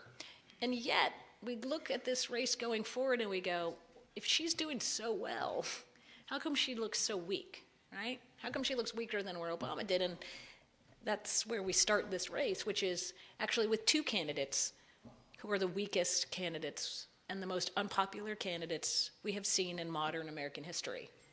So you're welcome, America. This is what we have. That's why, predictions about this race are complicated in that we know that Donald Trump is incredibly polarizing and has lots and lots of problems, but so does Hillary Clinton, right? If it weren't for Donald Trump, she would be the most polarizing candidate in the history of American politics or modern American politics. So let me give you an example of this, and this is why we just don't know what do you do when you take two people who are wildly unpopular and throw them against each other and then ask people to vote for them. I've joked about this recently, but you know how in campaigns they talk about, people want to vote for the guy they want to have a beer with, right? Who would you rather have a beer with? And that was the famous Al Gore, George W. Bush, right? Like, Al Gore seems fine, but I'd rather have a beer with George W. Bush. This is not a race about who you want to have a beer with. This is who would you like to throw a beer at? In fact, the most recent, I wrote about this week, but going back to 1984, we have never seen two candidates who are getting the majority of their vote from people who are only voting for them because they dislike their other option rather than they like that person, okay? So almost 60% of Republicans and Democrats say they are voting either for Donald Trump or Hillary Clinton as a vote against the other person, not for their candidate. Before this historic election, the most unpopular Democrat in our modern era to be the nominee for their party, so at this point in the campaign, was Bill Clinton. Okay, 1992, April of 1992, Bill Clinton's overall approval rating, so take approval plus his disapproval rating, you come up with the net, was minus 11. Okay, that's pretty bad. Hillary Clinton's is minus 24. And yet, hold on, gets better. Mitt Romney was the most unpopular Republican to be the nominee of his party since 1992, and he was at this point, minus 3. Donald Trump is at minus 41. All right, so we are in uncharted waters here, people. Really, really looking forward to this race. So that gets us to, okay, well, if you have two really unpopular people, how do you decide who's going to win that race? And this is where I think Hillary Clinton starts off with a benefit, again, because of who Donald Trump is, not because of who she is. Look, if this were a normal election, which obviously it is not, if she were running against somebody who did not have negatives as high as he does, who's not as polarizing, especially among the rising American electorate that I'll get to in a minute, she would be in trouble. Not only does she have very high negatives, but she is running as the embodiment of the status quo, right? At a time when most Americans are feeling at best mixed about the current president, though he's getting higher marks now than he has been in recent, probably in the last year. The president's approval rating's higher now.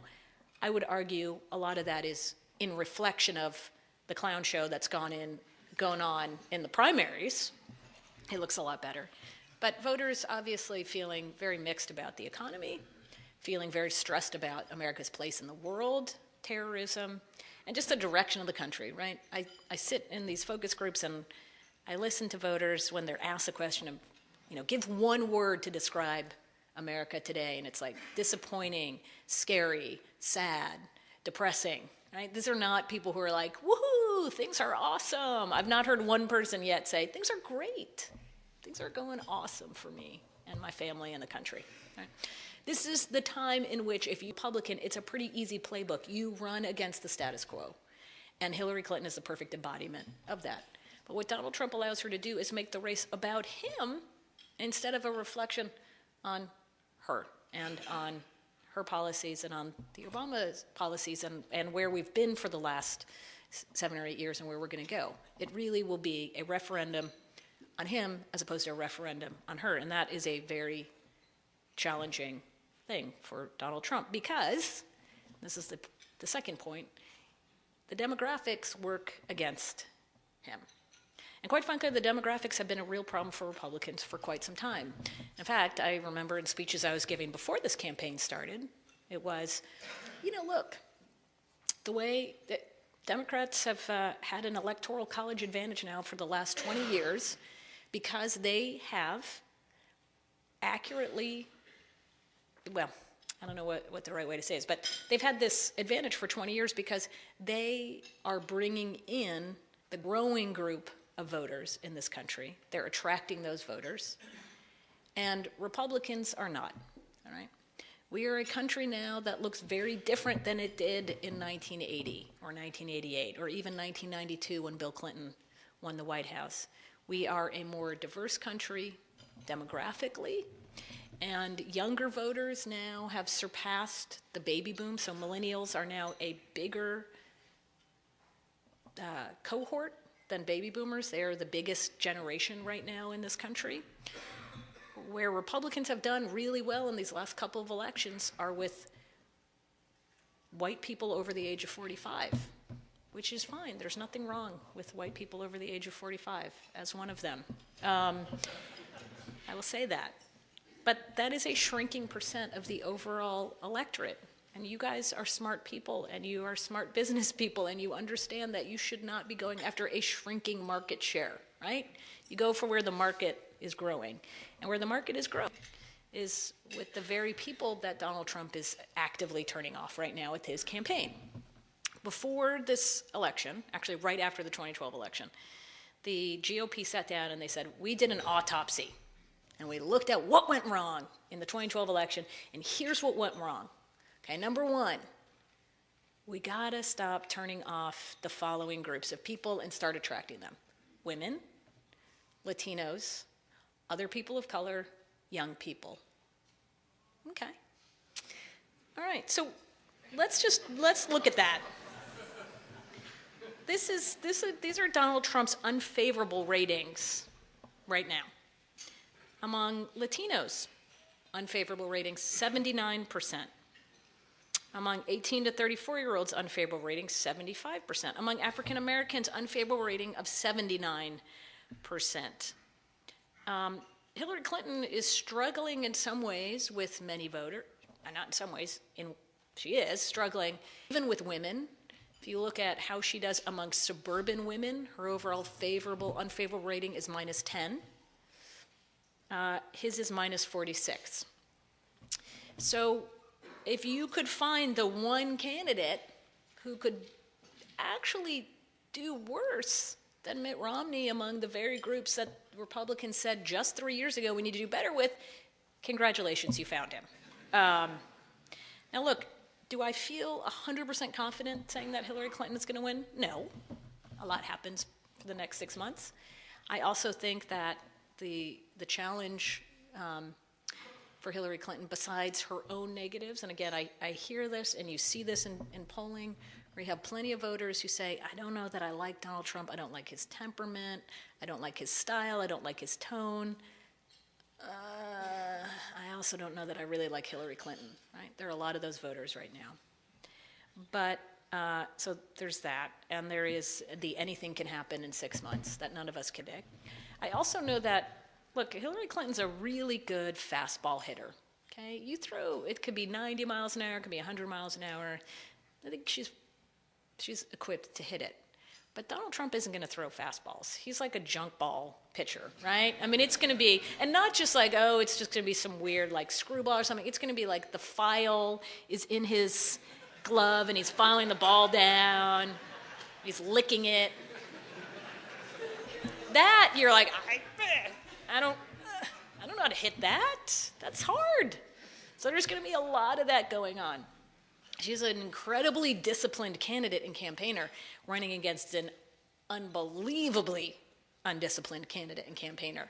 And anything can happen. I mean, I'm just trying to think about, I've been trying in my mind to imagine what this first debate is going to look like.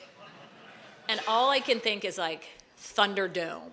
You know what I mean? Like, oh my, we're going to have, we might as well put like tigers and rings of fire and just put it all in there and just be like, you two just go at it. Whoever comes out alive, that's who we're going to pick. And I don't know what to think. The other question is what it means for the down ballot. Look, we're going to have a real test here as to whether Republican brand is more important than the Republican nominee, or individual candidates can overcome the drag of their individual nominee. Now look, at the end of the day, I think this is going to be a close, it's starting out to be a close-ish race, meaning I think Hillary Clinton wins by 4 or 5 points, not 50 points, okay? But what does this mean if you're in a blue state? What does this mean for Mark Kirk here, or Ron Johnson in Wisconsin, or Rob Portman, Republican senator in Ohio, or Pat Toomey in Pennsylvania, or Kelly Ayotte in New Hampshire? Those are all states that went blue for Obama both times. Likely, if these numbers hold up, stay blue for Hillary Clinton. Can those candidates overcome that drag? Now, they haven't been able to do that in recent years. As I said, voters are becoming more and more party line. They are not making a distinction between the top of the ticket and the people who are running for Congress and Senate. But Donald Trump provides a unique opportunity to distance, in part because he's not a Republican, right? He is not your traditional Republican. And that may give some Republicans an opportunity to show that, well, I disagree with him on this and this, I agree with him here, but you're not voting for him, you're voting for me. You're also hearing a lot from Republican strategists arguing that the way to save the Senate and to make sure that the House doesn't flip is to run the same script that they did in 1996 when it looked, you know, as we got into September and October, that Bob Dole was going to lose by a big margin. They made the argument that electing a Republican Congress was going to be a check on Clinton. That may be an argument that you're going to hear here and you're going to hear in other battleground states. Vote for Republicans for Congress and the Senate because you don't let Hillary Clinton run away with her agenda. And that may work. I don't know. But it's tough. These are tough states that Republicans have to hold. As I said, pretty blue states in what could be a bad year. But even if the Senate flips this year, it's so easy to believe that it's going to flip right back Republican in 2018. Because up in 2018 are all those Democrats that won in 2012, including Democrats that won in really red states. Joe Donnelly next door in Indiana. They have to defend West Virginia, Montana, North Dakota. So if Democrats have a 2-3 seat majority, they could easily lose that majority in 2018. So I would not feel very confident if I were either party printing up a lot of "we're in the majority" t-shirts, okay? Like, might want to keep those off to the side for a little while. That suggests, much like what you guys are seeing here, that the prognosis going forward is just more gridlock and more dysfunction, right? You are going to have most likely a president elected with one of the lowest approval ratings we've seen in modern history. Forget about a honeymoon. There's not even going to be like a weekend trip to Niagara Falls, okay? This is like, people are going to already be like, I hated this campaign. I don't like who this person is who's going to be the president of the United States. The Congress is going to be divided. They will have run equally divisive and ugly campaigns, and it could set up just another awful dysfunctional system. Or, and this is what I'm hoping it could suggest, that the leaders sit down after this election and say, okay, we finally got the message that voters have been sending for the last 10 years that we need to do things a little bit differently and that we're not going to get what we want, and we have to be willing to buck our own party and to buck our own members and say, these are the 3 or 4 things we're going to get done. I think infrastructure would be an easy place to start. Say, boom, let's do this. We all agree we want to do it. Boom, we all agree that we want some sort of, I don't know, sentencing reform, justice reform. Get 3 or 4 things out of the gate that you don't agree on the particulars, on the details, but you make sure that you get enough Democrats, Republicans to get over the finish line and to put a finished product in front of the public. Because ultimately, I don't think this is just this weird one strange moment in time election that we're witnessing, like, oh, remember that 2016 campaign, that was crazy, and now things are going to be normal going forward. I think we are hitting a normal, okay? This is the normal, that the forces that are buffeting us right now are real and strong, and they're not going away. Globalization isn't going away. The debate about technology, the demographics, cultural change, this isn't changing. This is only going to get more intense. And unless and until the leaders in the country recognize that the voters in the country trust that the institutions can handle it and look out for them, we're going to see campaigns like this over and over and over again. So I'm hoping that maybe this is the election that folks kind of, who we elect, get that, but we may not.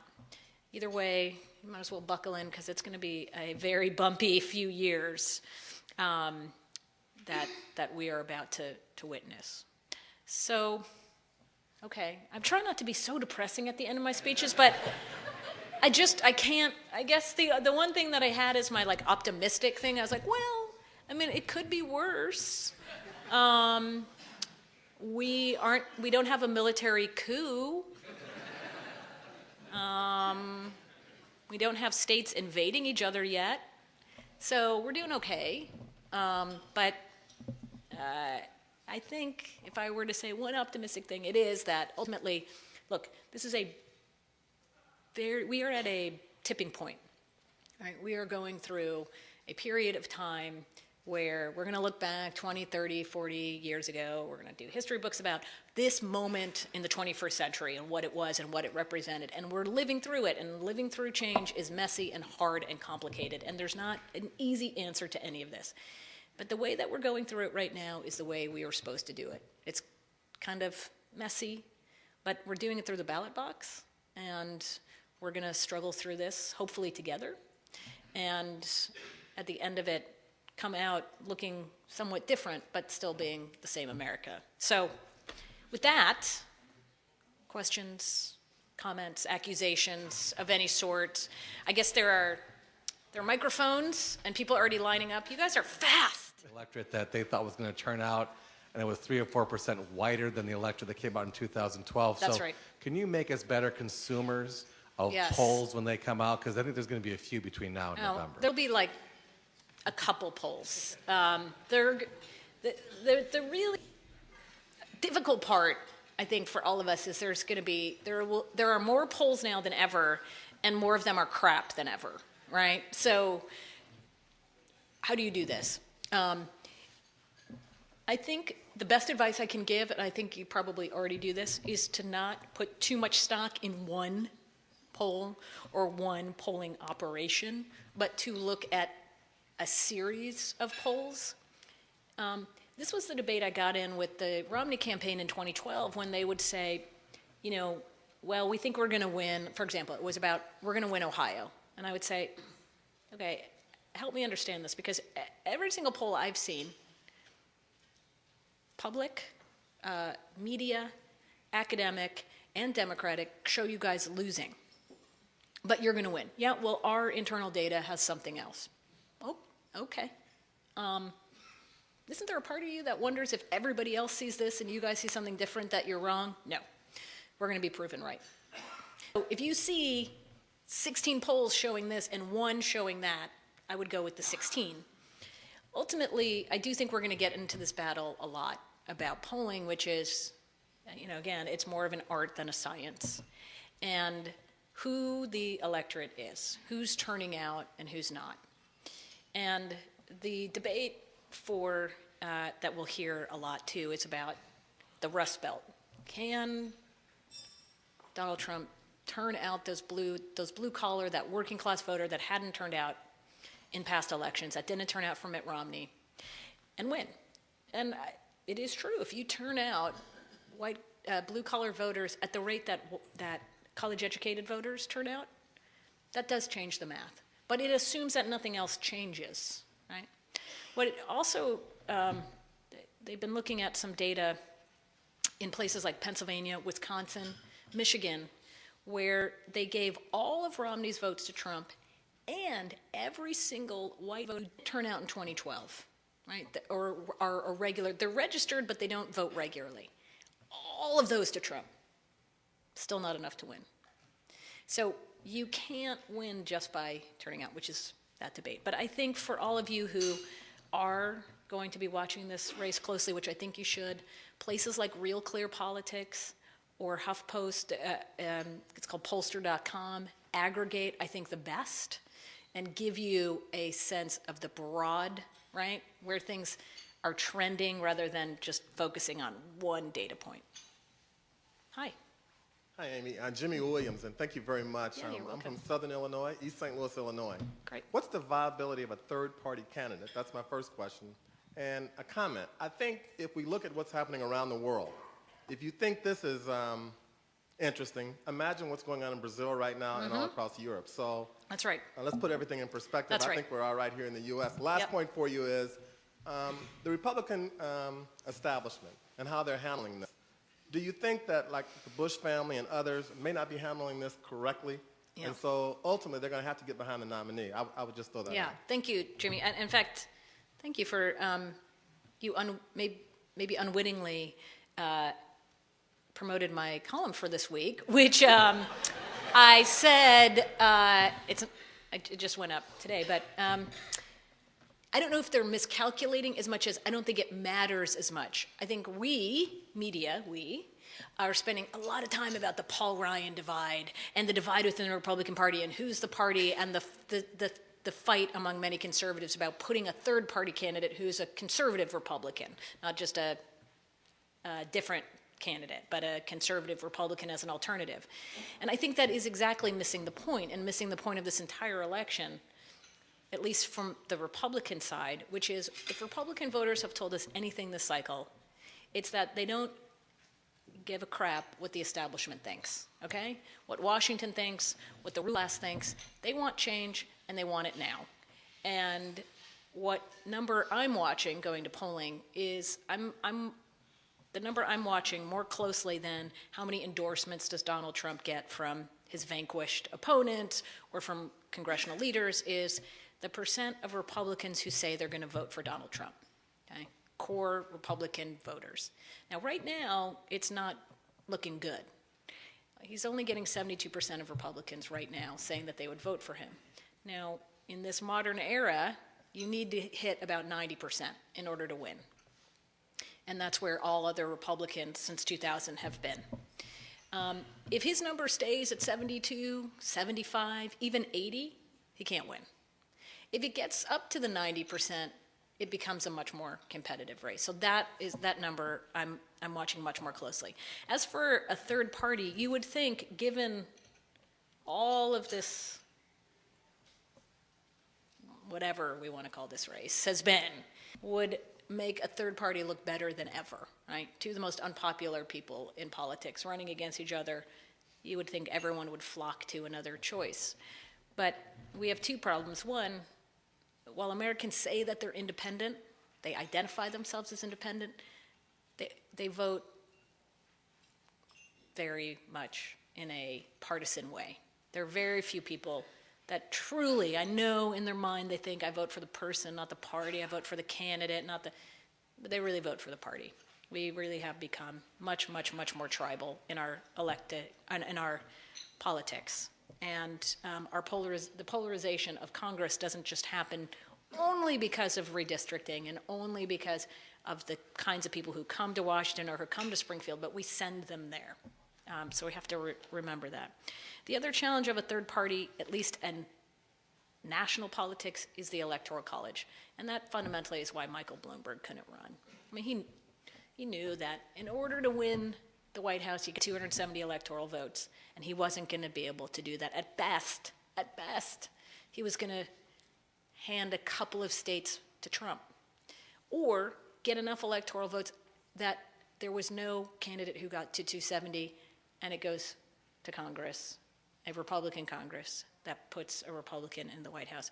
So we are at very complex times. As I said, Americans say more than ever we want Washington, we want Springfield, we want our institutions to look out for us, get stuff done, and yet we also continue to vote for the very polarizing people that are only looking out for the interests of their tribe.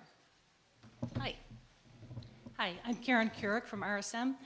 I have a question. A couple of months ago, we heard a lot about the contested convention for Republicans, and we're not really hearing that anymore in the media. No.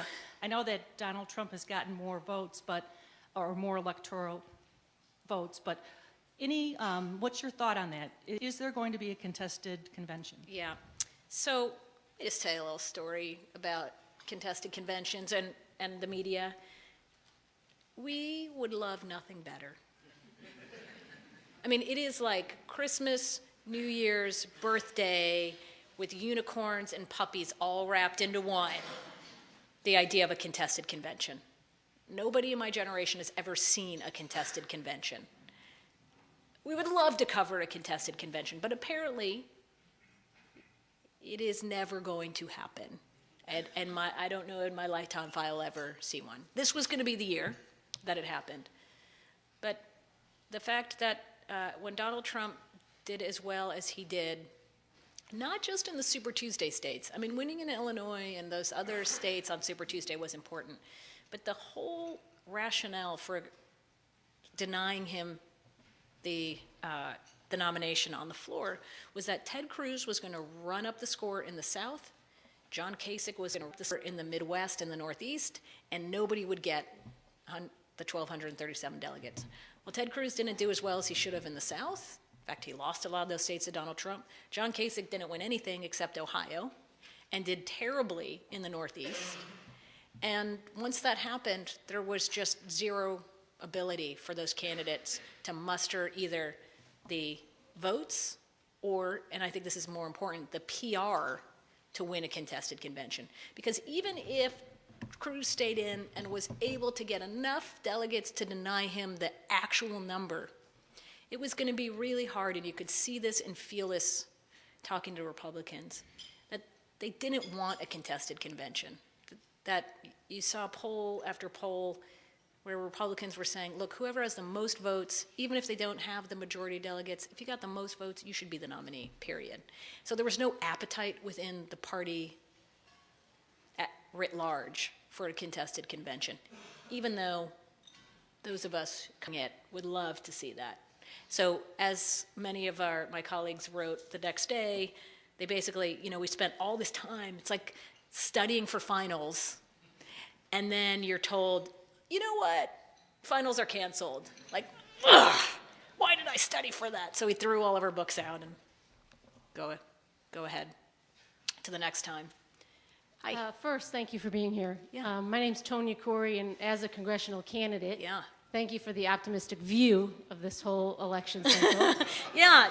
But I am curious on your thoughts on VP choices for both candidates. Again, I tend to I try to be logical in this, which apparently is the worst thing you can do in this election, is to think logically about what you would do if you were one of the candidates. If you're Donald Trump, it seems to me that that the most logical thing to do at this point is to pick somebody who is female. That would be, I think, a smart move on his part. Now, the only thing he said is he wants somebody who has political government experience, which also makes sense, right? I'm the business guy. I need to hire someone as my VP, pick someone as my VP who's going to be able to talk to the folks in the Capitol. And there are plenty of elected officials out there who could do that. But it would also make a whole lot of sense for the guy who is getting attacked at every turn for being the anti-woman and the woman's card and all of this, to put a woman on that ticket. I don't know if that's what he ultimately will do. We are hearing, every day there's a whole new name coming out. One thing I will warn you about the VP process, do I have time for one story, or do you need to go, is the media's obsession with figuring out who this is going to be, okay? Which I think is such a waste of time, because nobody's going to know what this is. And I give you as an example this story, which was, I was at ABC News in 2012. As a political director, I had to cover the VP pick for Mitt Romney. And what we would do is we'd send these poor little 24-year-old reporters to stake out the potential VP nominees. I mean, they literally shadowed them everywhere.